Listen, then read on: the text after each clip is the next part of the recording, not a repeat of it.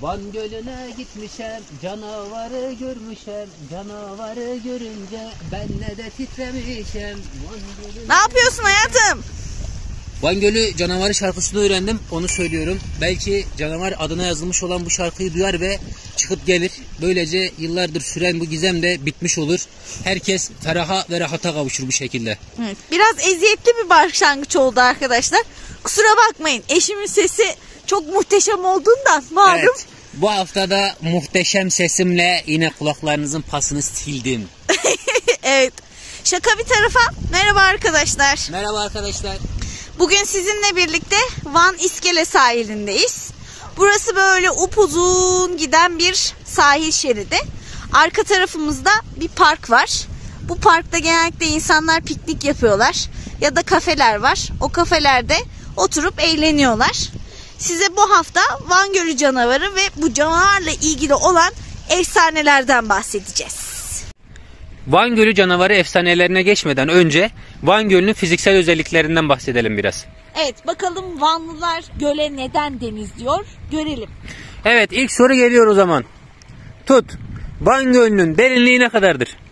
Evet, yapılan araştırmalara göre Van Gölü'nün en derin noktası tam 451 metre. Oo, birileri dersine çalışmış. Eyvallah. Yani şahsi kanaatim, bir canavarın yaşaması için 451 metre gayet derin. Derune, en derune. Şaka bir tarafa, tabii ki canavar bir hayvansa zorluk değiliz ama yeterli derecede bir derinlik diyebiliriz. Evet, bu da dünyadaki sayılı derin göllerden bir tanesi aynı zamanda Van Gölü. Evet. Van Gölü'nün suyu tuzlu ve sodalı. Bu da demek oluyor ki Van Gölü canavarı tuzu seven bir canlı. Tabii bunlar da bizim kehanetlerimiz oluyor. Evet. İşin şakası bir tarafa arkadaşlar, rakımına baktığımız zaman gölün tam 1646 metre yükseklikte olduğu görülüyor. Yani deniz seviyesinden bayağı bir yüksek baktığınız zaman. Evet. Aynı zamanda gölün üzerinde Akdamar gibi, Çarpanak gibi küçük adalar mevcut. Hatta Çarpanak adası gitmek nasip olursa eğer, bu adada mesela göle doğru yürüyebileceğiniz, yani adadan göle doğru yürüyebileceğiniz kum bir yol var. Evet, geçen sene haberlere de çıkmıştı Çarpanak Adası. Bir de tabii Van Gölü'nün üzerinde en meşhur ada Akdamar Adası. Akdamar Adası, aynen. Yaza doğru oraya gittiğimizde de orayla ilgili bilgileri videolardan izlersiniz. Evet, bundan önceki videolarımızı da izleyip abone olmayı unutmayın lütfen. Evet. Araya girdiğimiz bu reklamlardan sonra efsanelerle devam ediyoruz. Evet. İlk efsanemizle başlayalım o zaman. Evet, ilk efsanemiz Evliya Çelebi'nin Seyahatname adlı eserinin 4. cildinde geçiyor. Evet, şöyle anlatılıyor. Peygamber Efendimiz Mekke'den Medine'ye hicret ettikten sonra Erzurum civarlarında bir ejderha türer. Bu ejderha tüm Erzurum'u yakıp yıkmaya başlar. O zaman da yaşayan Abdurrahman Gazi Hazretleri bu ejderhayı kılıcından geçirir ve ejderha taşa döner. Ejderhanın aynı zamanda Sübhan Dağı tarafında yaşayan bir de eşi vardır. Eşi bu olayı öğrenince Diyarbakır'dan tutun ta Azerbaycan'a kadar her yeri yakıp yıkar. Bunun üzerine Van halkı Peygamber Efendimizin yanına gelir ve Peygamber Efendimiz'den medet ister. Peygamber Efendimiz de Hazreti Ali'ye "Ya Ali, yetiş ve bu yılanı kılıcın zülfikar ile kahreyle" der. Bunun üzerine Hazreti Ali atı düldüle atlar ve Van Gölü tarafına gelir. Göl tarafında hayvanın su içtiğini görür. Bir nara atar ve ejderin üzerine saldırır. Bir hayli cenk ettikten sonra canavarı öldürüp leşini göle düşürmeye muvaffak olur. Sonra ejderin yuvası olan mağaraya gider ve mağarada yavrusunu görür. Tabi Hazreti Ali bu içi el vermez yavruyu öldürmeye ve mağaranın önünde hemen 2 rekat namaz kılar. Ve giriş bir anda kayalar ile örtülür. Gölün sahilden kendi kendine örülen bu duvara aynı zamanda o zamandan beri Ali Kayası da denmektedir.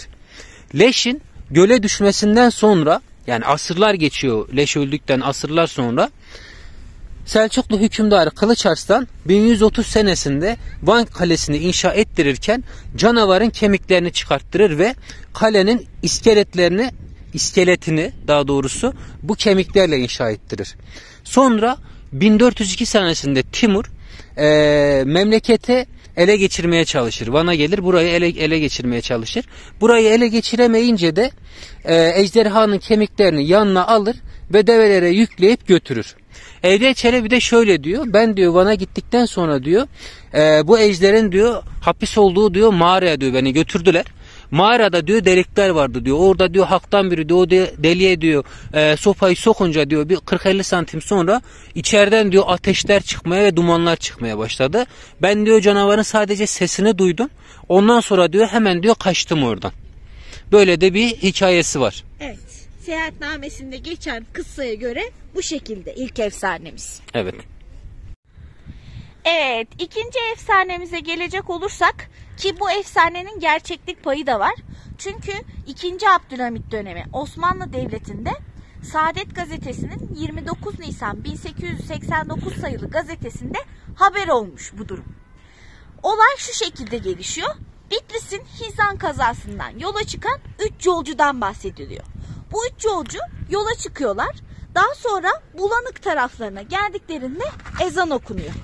Ezan okunduktan sonra yolculardan bir tanesi namaz kılmak istiyor. Namazdan önce abdest almak için Van Gölü kenarına iniyor. Van Gölü kenarında abdestini almaya başlıyor. Sıra ayaklarını yıkamaya geldiğinde gölden büyük bir canavar çıkıyor. Ve adamı topuğundan dizine kadar yakalıyor. Adam ilk başta kendisi kurtulmaya çalışıyor ama bir türlü beceremiyor. Daha sonra arkadaşlarını çağırıyor. Arkadaşları da ellerinde ateş yanan sopalarla gelip adamı kurtarmaya çalışıyorlar. Canhıraş bir şekilde savaşırlarken bir şekilde canavarın kuyruğunu tutuşturuyorlar. Ama yine de arkadaşlarını canavarın elinden alamıyorlar. Daha sonra canavar inim inleyerek adamı da alıp gölde kayboluyor.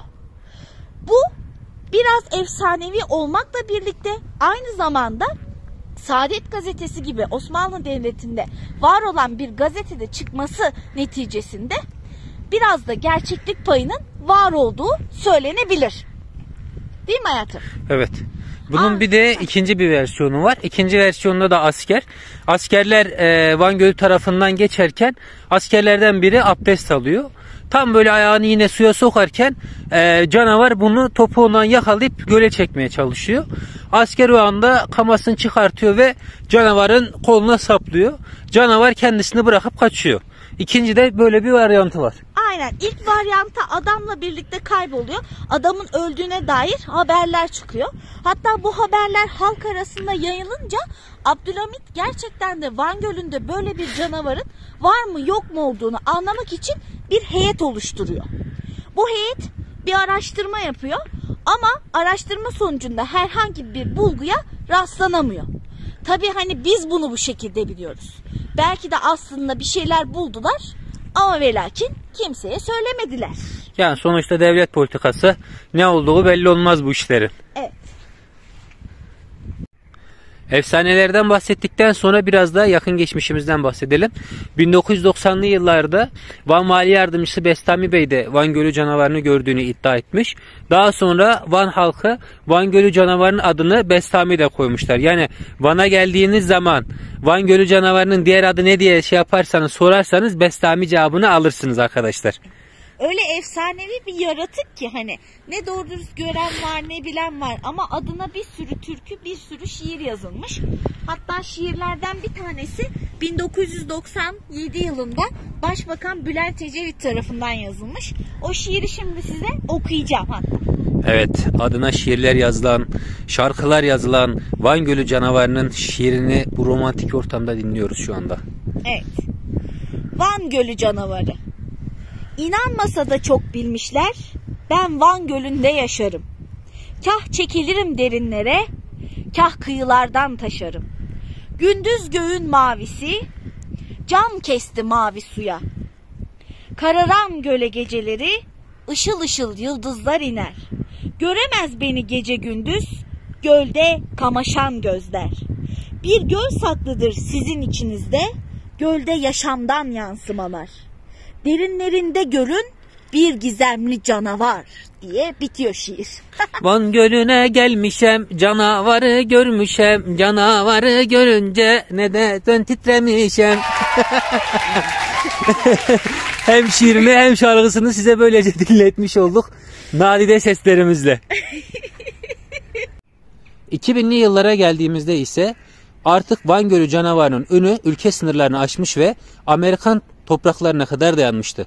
Amerikan basınında çıkan haberlere göre Türk ordusu yaptığı bir operasyonda kara şahinler ve sürat tekneleri kullanarak Van Gölü canavarını öldürmüştü.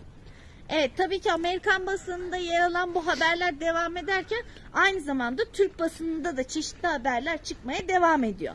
Mesela geçtiğimiz yıl 2020 yılında Van Gölü'nde yüzen bir domuz kayda alınmış ve canavar zannedilmişti. Bu da haberlere konu olmuştu. Evet, ondan önceki yıllarda da yine Van Gölü'nde görülen bir görüntüyü canavar zannetmişlerdi ama bunların da yine manda olduğu ortaya çıkmıştı. Evet. Gölde yüzen mandalar. Aynen. Aynı zamanda 90'lı yıllarda mesela balıkçılar tarafından yakalanan 5-6 metre uzunluğunda bir kürek balığı var. Bu kürek balığının da ilk böyle çıktığında, bulunduğunda Van Gölü canavarı olduğuna dair rivayetler de söylenmiş. Daha sonra tabii ki zoologlar tarafından araştırılınca bunun derin sularda yüzen kürek balığı olduğu ortaya çıkmış. Evet, o haberde böylece yalanlanmış olmuş. Ne diyelim, İnşallah bir gün hep beraber Van Gölü canavarını görürüz. Eğer öyle bir efsane varsa bu efsaneyi beraber yaşarız. O kadar bahsettik. Şuradan bir kafasını çıkarsaydı keşke, ne güzel olurdu. Vallahi tıklanma orada. Orada değil mi? Orada. Vallahi 6 metre 7 metre bir canlı var orada. Değil mi o? Değilmiş. Evet, böyle de bir haber vardı. Evet, aynen. 6 metre 7 metre böyle kara 4 metre karanlığında bir canlı var orada diye bir haber vardı. Aynen. Vanlı bir aile pikniğe gidiyorlar göl kenarına. Adam gölde ondan sonra yüzen bir canlı görüyor. Onu videoya alıyor. Bu da aynı zamanda eşimin dediği gibi haberlere konu olmuş.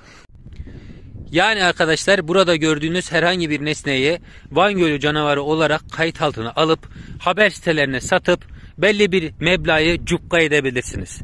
Evet, bugünkü videomuzun da sonuna geldik arkadaşlar. Lütfen abone olmayı ve yorum yapmayı unutmayalım. Ve şayet abone olursanız belki bir gün Van Gölü canavarını da görebilirsiniz. Aynı Şirin Baba ve Şirinler gibi oldu. Bir gün iyi bir insan olursanız belki Van Gölü canavarını görebilirsiniz. Evet, abone olmazsanız da Gargamel'e denk gelebilirsiniz arkadaşlar. Dikkatli olun. Şimdilik hoşça kalın. Görüşmek üzere. Hoşça kalın.